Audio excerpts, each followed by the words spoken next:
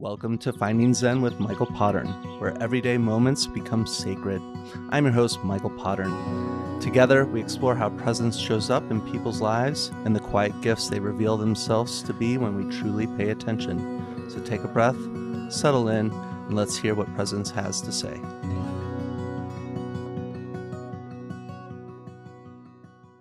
Hello, I'm Orange Peel Moses, and we are here at the Finding Zen podcast. And today we're going to talk about the health benefits of singing and joy and novelty and curiosity and nervous system regulation and play and ways that we can empower ourselves to make our lives better and more joyful and more playful and more fun. Welcome, everybody, to Finding Zen. I'm Michael Pottern, today with a good brother, Orange Peel. He is a musician, an artist, a singing telegram performer. So let's just start by taking a breath and see what presence has to say. Well, I usually like to start off with just allowing you to share a little bit about yourself. Mm-hmm. It's hard to know where to start sometimes, but people often ask me how I got started performing. And my favorite answer recently has been that I was cast as Rudolph in my kindergarten Christmas play. So my teachers must have seen something in me, whether it was confidence or some other spark that stood out to them and put me in that, and got me cast in that position. But my parents also named me after an actor, so they kind of planted a seed early on. And so I was thinking about different creative disciplines growing up. And then it was really when I was 14 and I was at a church camp in Estes Park where I saw a fellow 14-year-old sing an original song in a talent show, and something clicked in my brain. I realized that I was a musician. I wrote poetry. I could probably figure out how to write songs. Mm-hmm. And I got really excited about that and got really serious about writing poetry on a regular basis and more serious about playing guitar, and started writing rudimentary songs within a couple of years. And that kind of led to this vision of singing a song that had been written about someone to them on their couch in their living room. And that was really, I was seeing my future in the singing telegram business, but I didn't know what it was called at the time. I didn't know what I was envisioning, but I could see it. And eventually I found my way there. Yeah, it's such a beautiful journey to have at least witnessed over these last 8 years that I've known you. And I also think that, that is what we're really trying to explore on the Finding Zen podcast is how do we connect with these different parts of ourselves that maybe we've pushed away or not known how to amplify and how to almost empower them. And I think that you've really done a great job. Let's start with that empowerment, because I think kind of claiming Orange Peel as this entity really does create a foundation that both allows you to unleash parts of yourself in ways that actually maybe wouldn't be as available, and then also I think ability to receive when there is that much clarity of as a participant of some of your experiences. I actually feel that because you've honed this in so strikingly, it actually then allows me to almost get a little bit of a different palette through it. So there's a couple things there. Let's start with the name, because I think that's a very powerful strategy that most people have no idea how much power it has. And I certainly didn't when I was younger. I just followed my intuition. I didn't understand exactly what I was doing, but I was following the threads of intuition. And it began when I noticed that people outside of Broncos fans didn't wear orange very often. And so I got curious, what are people afraid of? What's so scary about orange, And so I started gradually collecting orange things. And then the next kind of major epiphany or realization was that I was reading about color psychology, and I saw that orange was a color of eternal youth, and it was an appetite stimulator, it was a mood enhancer, and I just immediately resonated so hard with all those things. And that was another sign, another synchronicity to keep following this path. And then someone, because I was wearing orange, someone turned me on to orange peel art. And sushi chefs in Boulder were making orange peel art. And we saw them make this art. And then I taught myself how to make orange peel art. And then a couple years. And by that, we're Yeah. actually talking about orange peel art. Yes, He yes. will literally peel the orange and make human figures out of it that are dancing or Yep. all kinds of things. So I just want to give clarity there. Yeah, dancing people, silhouettes of dancing people and dancing animals are most common, but I've made letters and words and all kinds of things. A couple years later, I was waking up from a nap, and orange peel Moses, that phrase was on my mind from maybe a delta brainwave state. And I wrote it down in a journal. And then when I revisited that page in that journal a month later, I saw it again. I said, that's really interesting. I should do something with that. And I started calling myself Orange Peel Moses. And that was 25 plus years ago. What part of you had to die in order to almost claim that? Because I think that it's great in theory to say, oh, well, here's a interesting shift that can be empowering and motivating. But yeah, what was that like? Well, and one thing I wanted to also say is that I wanted to revisit the power of choosing your own name, because that really empowers you to do a lot of things, I think, in your life. If you can choose your own name and then inspire other people around you to start calling you something else than your birth name, it really gives you a lot of power in a lot of other realms, I think. And I don't think I realized that at the time. I just think that, I'd maybe known performers with stage names growing up. And so intuitively I thought maybe this is a stage name as an option for me.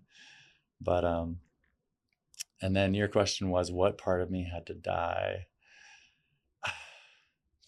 I don't know if a part of me really had to die to really just enhance my existing being.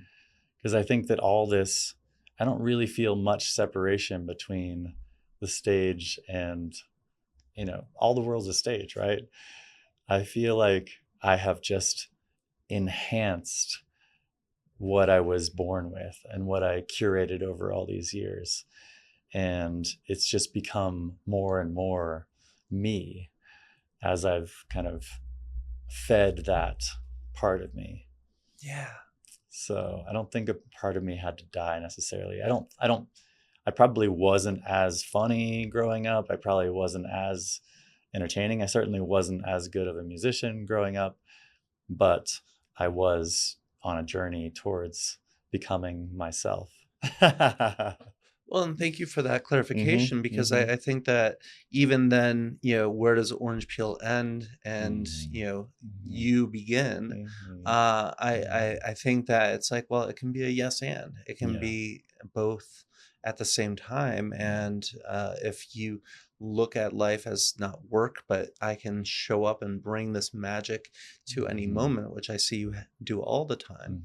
That really is, I think, a good balance in life of propulsion and also, just being present and playful.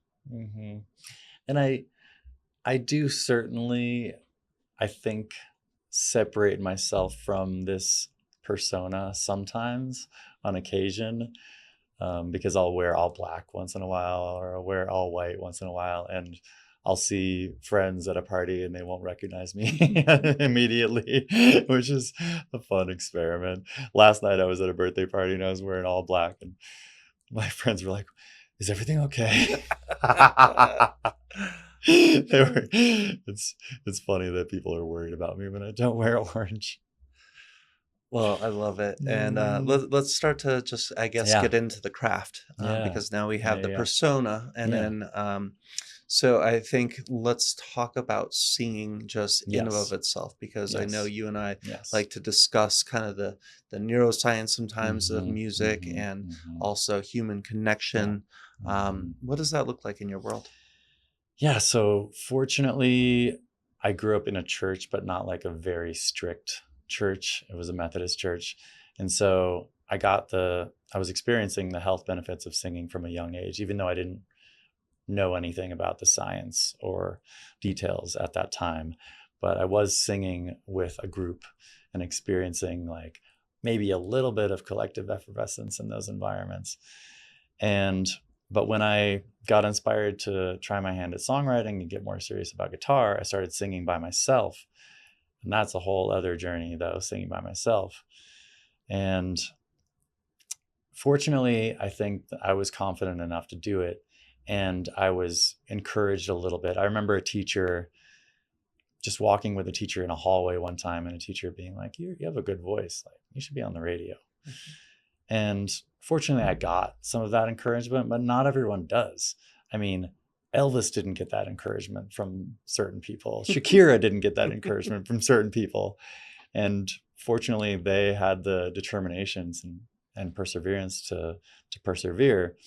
But I knew that I was experiencing pleasure from singing for many years. I didn't know anything about the science. The turning point for me was about 5 years ago or so. And I was at Archipelago in Denver, and a facilitator named Touch Koppel was facilitating a workshop called Music as Medicine, I believe. And she mentioned that singing stimulates your vagus nerve. And I knew something about the vagus nerve because I had had surgery on my vagus nerve many years before that. Mm. Most people have no idea what that even is. The vagus nerve is crucial to controlling our nervous system and the entire way that we relate to the world and relate to our bodies. And it's the most important nerve in our whole bodies. And so when Touch said that singing stimulates your vagus nerve, that inspired me to really go down a rabbit hole of the health benefits of singing. And I'm so grateful that she inspired me to go on this journey. And now I know so much more about the health benefits of singing. Like I felt them physically before, somatically, but I didn't know anything about the science. And now I understand so much more and can advocate about these health benefits to other people and inspire other people to sing even when they weren't encouraged as kids by their parents or their teachers or their peers. And hopefully they will get some of those same benefits from singing as well. Mm. There's a great story in a book called Your Brain on Music. Is that what it's called? Yes, it is. I'm familiar. where where there's an archaeologist and he's living with a tribe in Africa, the Lesotho tribe, and eventually, once he gains their trust, they invite him to be part of a music ceremony, music and dancing ceremony. And he, like many people would, he says, "Well, I don't sing." And they basically say, "What do you mean? You talk." You can sing. If you talk, you can sing. And people tell me all the time that they don't sing or they can't sing or their voice doesn't sound good. And I correct them all the time. People tell me they're tone deaf. I think that it is extremely rare that people are actually tone deaf. And regardless, it's still good for you to use your voice. Mhm. So I'm constantly teaching people how important it is to use your voice and to sing as much as possible and to get these health benefits from singing. Yeah. Mhm. Well, and you brought up the word collective effervescence, or that term, and I think, for those who don't know Yeah, that's kind yeah. of the compound of when people are singing together. There is Mhm. this innate nervous system regulation and an Mhm. effervescence that seems to be found. And I think, like you said, it doesn't matter if sometimes you're even a little off key. When you're doing it in a group, everybody Yeah. kind of figures it out a little bit. Yeah. And, that's not the point, is to create a recording that everybody's, gonna, go out and become the Mhm. next boy band. I Mhm. think it's Mhm. really that we're expressing ourselves. We're Mhm. also de-identifying ourselves Yeah. as this ego, and Yeah. how can we actually um, just enjoy a little bit more. Yeah, we're connecting with others. We're creating this sense of belonging with a group. We are attuning to each other. And like I kind of implied, many people are, because they weren't encouraged by their parents or their teachers or their peers, they're afraid of singing by themselves, especially in front of people.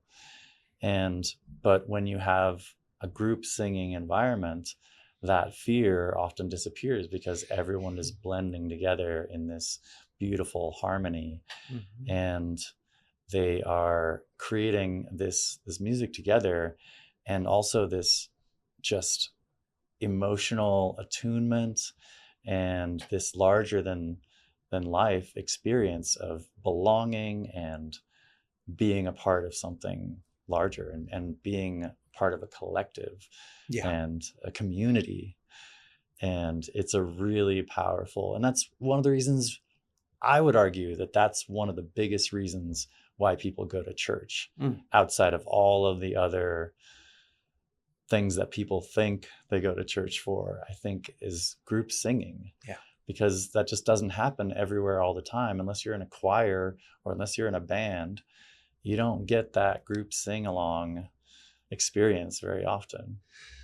The regulation that happens from the inside out Yeah. is quite profound. We even have an Mhm. experience at the Zen Den called Mhm. neurochant, and we have a Mhm. technology sound Mhm. self where somebody will actually tone in Mhm. with a headset on Yeah. and a microphone, so they're actually hearing their voice back, but it's Mhm. a digitized Buddhist voice. And so Mhm. it's actually like you're hearing your voice back, but it's actually in a different kind of lens, and so it Mhm. allows for you to Mhm. start to actually co-regulate with your own self, Yeah. and find resonance that way, where you'll hear Mhm. somebody's voice at the beginning very like Mhm. it's kind of wobbly, it's Mhm. not anchored, it's Mhm. not Yeah. embodied, because it's really coming from the head. Yeah. And in about 20 minutes into it, they're like, Mhm. oh, and they're Mhm. like deeply Yeah. feeling it, and they're feeling their magnificence. Yeah. And it just takes practice. It just takes practice. When people are nervous in the beginning, it's because there's a lot of fear and, you know, around singing, because people don't practice it very often unless they're singing karaoke on a regular basis, or singing in the shower, or singing in the car.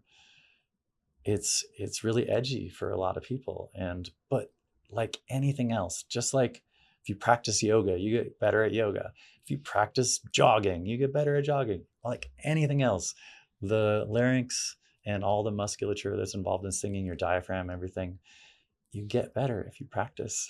I When I was in college, I was a freshman in college. My roommate was named his name was Will, and we were roommates in a small dorm room, and he would occasionally come home when I was singing, and probably felt a little awkward because it's kind of a private thing, and I was practicing singing. And in the middle of the year, he requested to be transferred to another dorm room, Mm. because it turns out, I found out years later, he didn't think that was that great of a singer at the time. But years later, I ran into him at a house party, and he said, "You've come a long way." And that's just because I was practicing and I was getting better. I Oh, what a full circle that is. I love know. that. Um, let's Yeah. dive into a different. So you have so many components that I think Yes. really actually pull at this. How do we get out of our default mode network and Mhm. into a different energy. And I think we need more of that in Mhm. this current time than ever. Mhm. You also do performance art, Yeah. we'll call it. So that's Mhm. stilts, that's animal, Mhm. costumes. Mhm. Let's talk about that, just because when I see Mhm. you walking through, you Mhm. even have a zebra where you're on four. You're literally walking through, and people are just like, "What is going on here?" And all of a sudden, you see them react with this Mhm. overwhelm of like, "Is this safe? And Yeah. what's going to happen to me?" And then all of a sudden, they're like Mhm. curious, and then they're like, Yeah. and then they Yeah. want to engage. Yeah. They go from fear sometimes to a sense of awe relatively quickly sometimes. You said a lot there. I'm going to try and follow all the threads. To connect it back to the sing along aspect, I've had a singing telegram business for almost 22 years now. I started working for someone else, but eventually built my own business gradually over time. And the more I was doing this for a long time, just leading people in happy birthday or a song that they knew in the context of a birthday or Valentine's Day, anniversary, whatever the occasion was. But the more I started learning about the health benefits of singing, the more important it has become to facilitate group sing alongs as often as possible, Mm. even if it's just a sliver of collective effervescence that people are experiencing in these situations.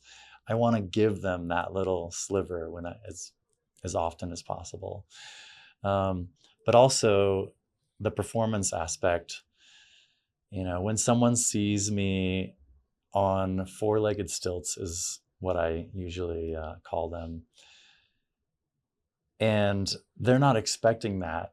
It's novel.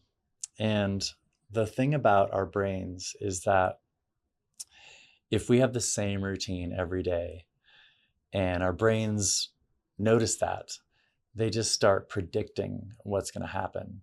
And we're not even seeing what's actually happening with our eyes anymore Hmm. because our brains are predicting so much. So, novelty and novel experiences are so important for taking us out of that predictive engine that our brains are in a lot of the time when we have the same routines all the time. We go to the same job every day and we have the same, errands that we run all the time. We have the same interactions with family members. Hmm. Novelty takes us out of that predictive pattern. And so performing the four-legged zebra is one way that I can take people Yeah. out of their repetitive routines and hopefully ideally inspire a sense of awe and curiosity and play. We haven't talked much about play yet, but it's infused in everything that I do. Hmm. Thank goddess. Play is another way of stimulating neuroplasticity. And there are a lot of adults that will tell kids at some point that they need to be serious and that they need to grow up and they need to think about adulting. But play is a way of continually stimulating our neuroplasticity.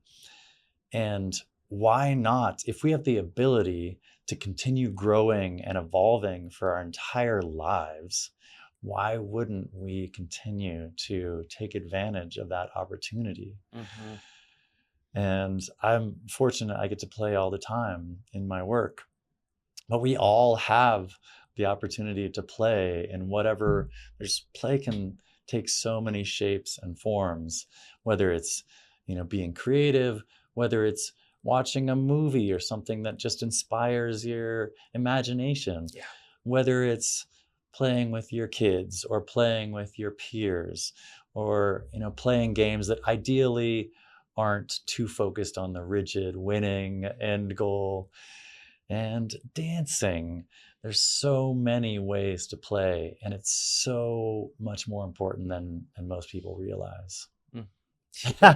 It's so true. And the funny part is that if you're trying to develop a new habit, they Mhm. have the study that if you're infusing that with play, Yeah, how dramatically less repetitions that you'll yeah. have to do in order to Mhm. develop that. Yeah. Similarly, like when you are using your imagination or your mind's eye to envision learning this new skill, you can learn so much faster than actually just physically practicing it because you're using your imagination and your mind.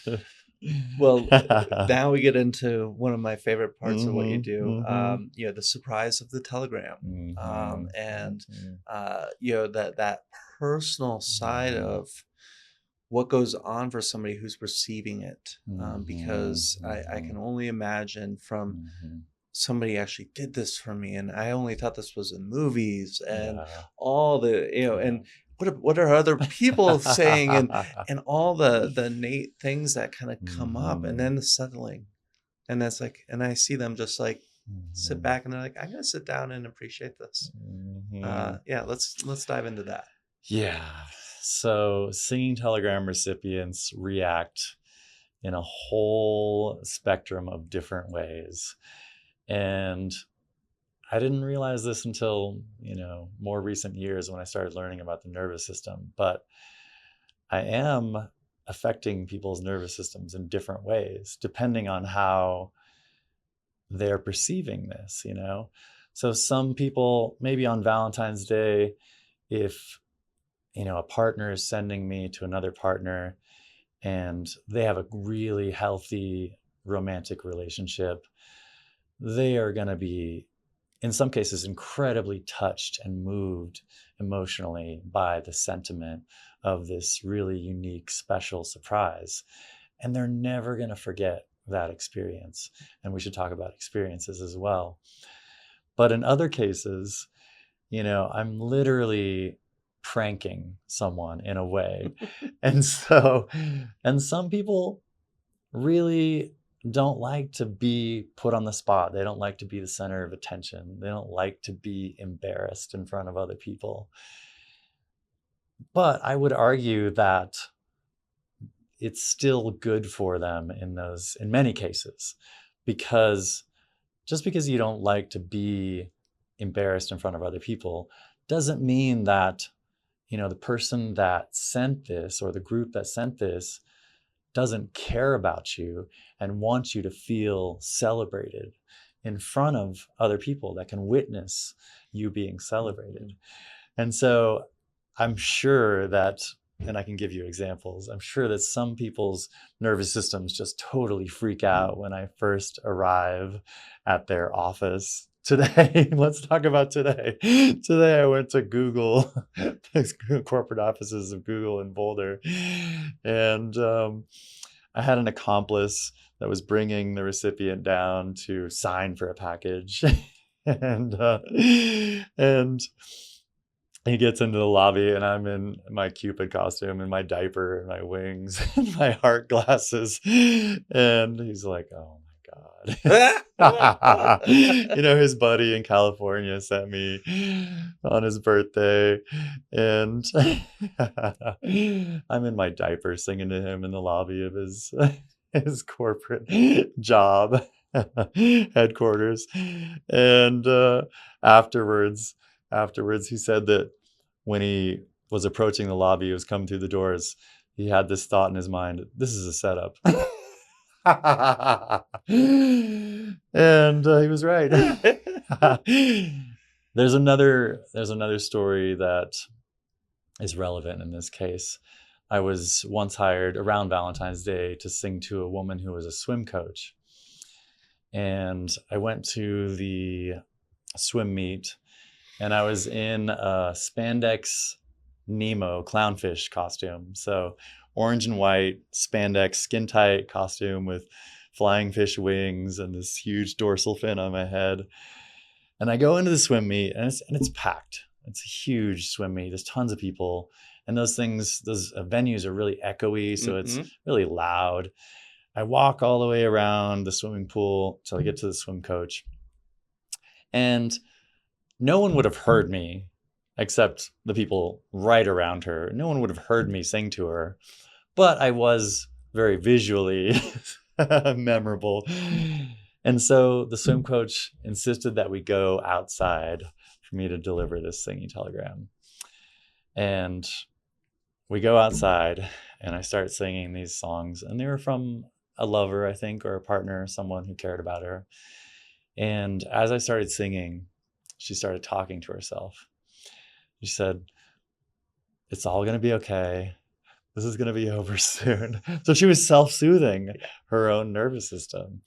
And in cases like that, where it's really like a little bit awkward and even like painful to watch someone, like how uncomfortable they are, I will let them off as easy as I can, make sure that the message and the affection is communicated, but also I'll keep the songs really short and give them a hug afterwards if they are open to that, because I know. But I'd be curious of how many of those people, if you did saw them 6 months later, a year later, would actually say that was one of my favorite moments of this year. Exactly. So, those things. And let's talk about that. Yeah. I mean, resilience is needed in today's world.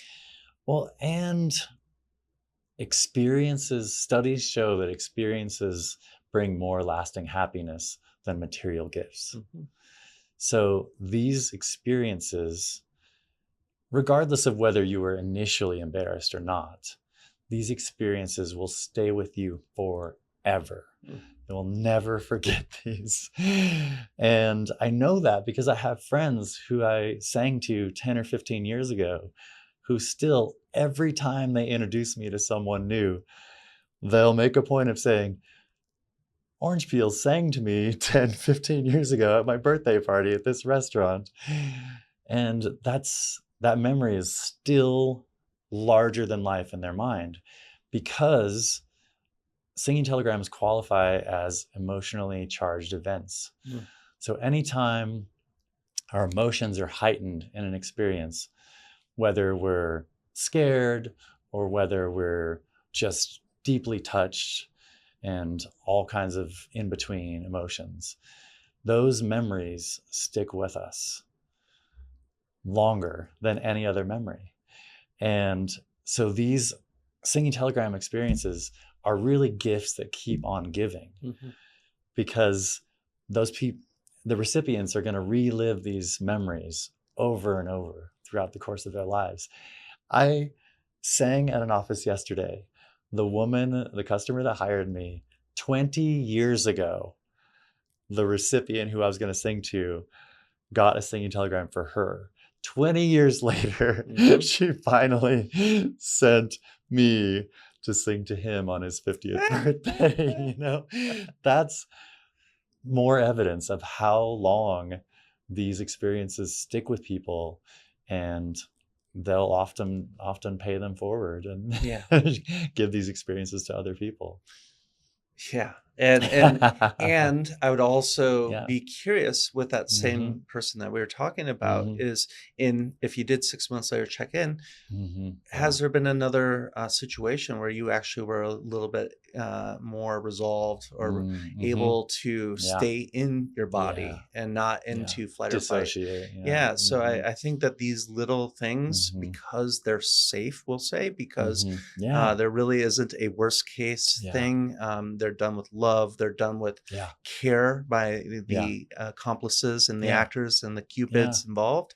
I think that's really what's happening, and we don't always need to explain everything. It's just innately these little conversations that happen inside that then start to actually influence how we show up. One of the things we touched on today is how most people aren't lacking joy. They're lacking permission to access it. That sense of play, that curiosity, that feeling of being fully present in a moment, it doesn't show up when your system is overwhelmed. It shows up when your nervous system actually has space. That's why I love what they've created at the Denver Zen Den. They use light, sound, and vibration to help you shift out of stress and into a state where creativity, connection, and even something as simple as joy becomes available again. If you've been feeling stuck, overwhelmed, or just disconnected, explore how their technology can help you. Okay, let's return to the conversation with Orange Peel. And I don't get to check in with all recipients, afterwards or years later, but I do get some feedback here and there. And here's an example. Last year, I sang to a friend's mom when she was on her last day of work. She was retiring from her job of 5 or 10 years, I think. And we customized a song. It was to the tune of "I Will Survive," which was, she grew up in the disco era, so it was something she would relate to.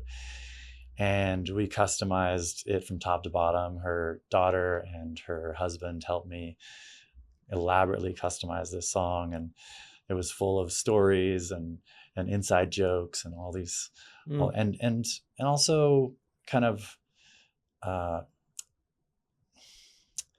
ways that her coworkers perceived her and appreciated her as well.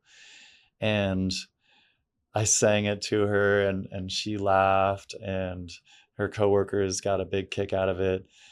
And then I saw the customer, her daughter, months later, and the customer says, my mom, I'll still catch her singing that song like by herself in the kitchen, because we put her in the center of this song, and we made her the star of this song, and she'll have that song forever. It'll be a mantra of joy and memories and fun and music and care and people's time that went into the co-creation with the people who are sharing. Here's insights. Exactly. I think that I'm really happy that you brought up that part, because I would think that sometimes Telegram singing is just, here's what you get, and here's your 5 options, and here's what they say. We changed the name, and there we go. It's commendable, and I think just gives that much more depth of the value and the innate magic that does come with that. So highly suggest you get a singing Telegram from Orange Peel Moses. But I also know that it's not all fun and games, and I think it's also important to share what's the shadow side of performance a little bit, because I think that that's part of the full spectrum, is that you also have to endure the things, whether it's the moving closet of different costumes that you always have to have in your car, or whatever that is, to the different parts of just being an artist in today's world. Let's touch on that for a second. I think I've struggled for a long time to find a balance between, my work is very playful, but there's still work involved. And but when you love your job, they say when you love your job, you never work a day in your life. You still do work some, but it's hard when you love your job as much as I do. And I don't like to use the word job. When you love your joyful service business as much as I do, it's hard to know when to take a break. It's hard to know how much self-care you need outside of that. It's hard to find balance. And I think that before COVID, I don't think I had very much balance. I was still getting a lot of benefits because I'm laughing a lot and I'm singing. So there's still health benefits in what I'm doing. But there were times on Valentine's Day, one year, I did 13 or 14 singing Telegram deliveries in a single day. That's insane. It's really crazy. And there are other times when I was performing stilts at festivals and just going really hard on very little sleep.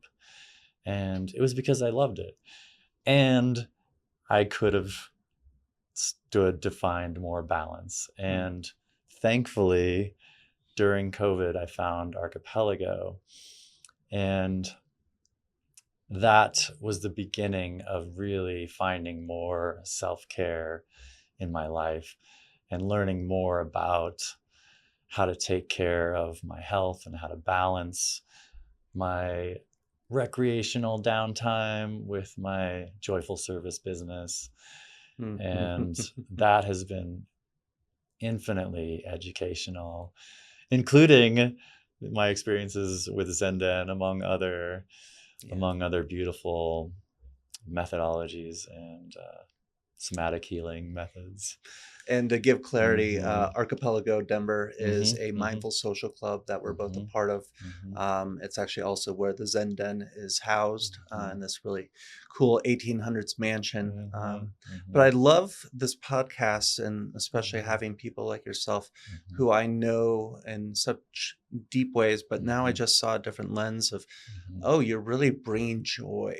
And I think that's what I like to say. Usually people, I hope, say joy and bliss after their sessions with us. And I like seeing these through lines of what is our purpose in life. Because I think we can have these grandiose purposes of how to change the world and all these things.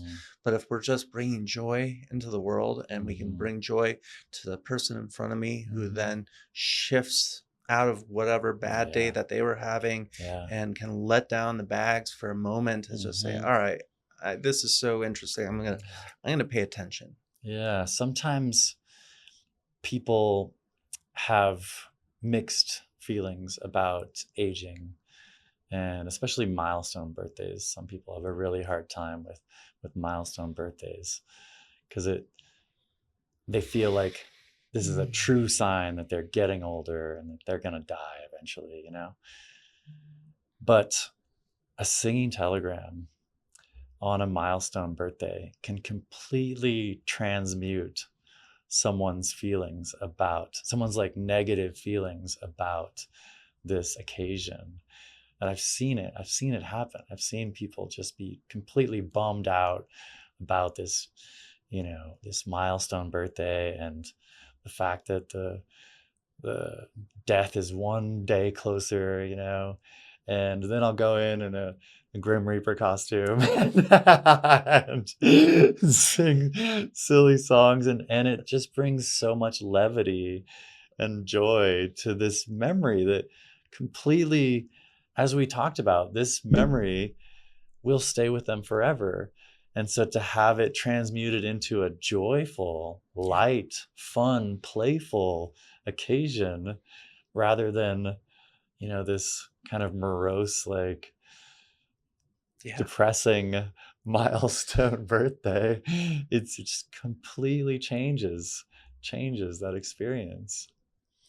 I just am imagining the Grim Reaper now, and just like the comical sense of it. Like, are you kidding me? I have a story for you. So I was in Estes Park a few years ago, and I did a 40th birthday gram at a restaurant. And then I went to the Stanley Hotel afterwards because I hadn't been there in a while and I wanted to revisit it. And I was kind of alone, just taking some selfies as the Grim Reaper in the lobby. And then I came out of the front doors, and there was a tour group at the bottom of the stairs and a tour guide with them. And the tour guide was he was great on his feet. He's like, and here's one of our guests now. And I hopped on the banister and slid down the banister and then skipped off. And I bet that the people in that tour group never forgot that. They're still telling that story. I bet. Oh yeah, okay, and then carry on. Let's just go. And then here's our flower garden and all the other crazy stuff Stanley Hotel has. I love that. Well, as we kind of wind down our conversation today, I'm curious, just if what would be a recommendation if somebody's kind of feeling out of whack and just needs to kind of find their Zen? What would be a tool or a way you would advise them to do in that moment? Yeah, so there are many ways to regulate your nervous system, and I'm not an expert on all of them, but I have learned more about that in recent years. And as we've discussed, singing can be one of them, and chanting can be one. Gargling water also stimulates your vagus nerve.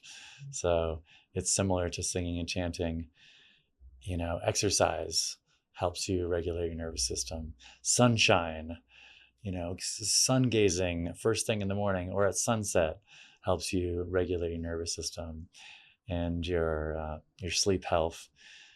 There are a lot of ways, and I think that most humans are kind of just stumbling through life without understanding how their body works and how they can actually use that knowledge to feel better and improve their health whenever possible.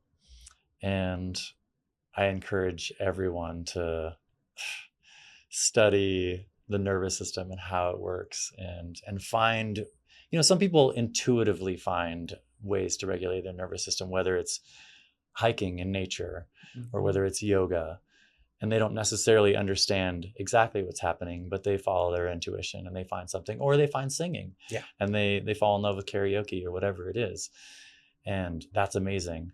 But the more we understand about how human bodies work, the better prepared we are, especially when we get into situations where there's a lot of stress involved, and whether there may be trauma that's involved.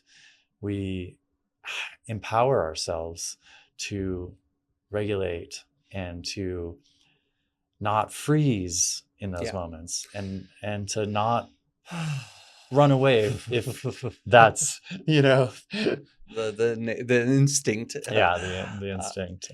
And thank you for that, because of course, polyvagal, vagus nerve, we'll put some links into the show notes that I think will be meaningful around initial exploration. But I think really what you're sharing is how quickly that toning, the gargling, splashing some cold water on the nose activates the dorsal vagus system. That can be enough of a pattern interruption that can save a marriage. Just if we're starting to heat up here and we're not communicating the way that we both want to, let's actually get regulated and then come back to this.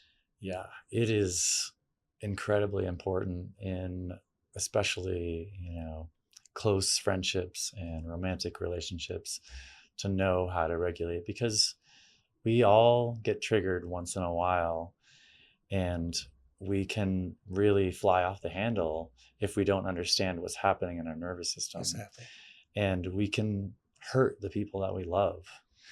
And if we really care about these people that are in our lives and that are close to us, we can do everyone a favor and understand how to take a break and breathe and hum or chant and regulate ourselves and our energy before we continue what sometimes can be a difficult and challenging conversation.